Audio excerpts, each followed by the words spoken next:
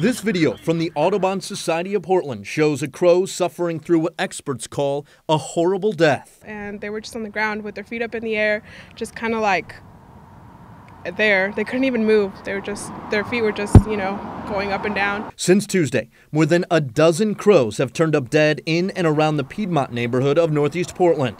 But authorities fear there could be countless more they haven't been able to track down. It's very likely that some came down on rooftops and yards and places that we can't get to. Also, these animals disappear very quickly on the landscape overnight. There's a lot of studies that show that dead animals on the landscape get picked up by scavengers. Bob Salinger believes the crows have been poisoned, but it's unclear if it was intentional or unintentional. The crows were hitting the ground, seizuring and dying. And, it was really pretty gruesome.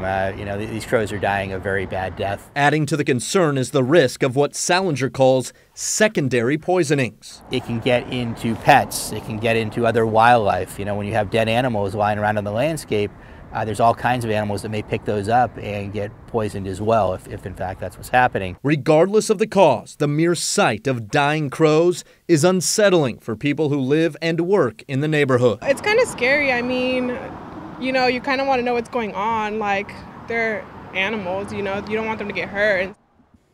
Something you might not realize, crows are federally protected. If it turns out they were intentionally poisoned, the person responsible could face fines and prison time.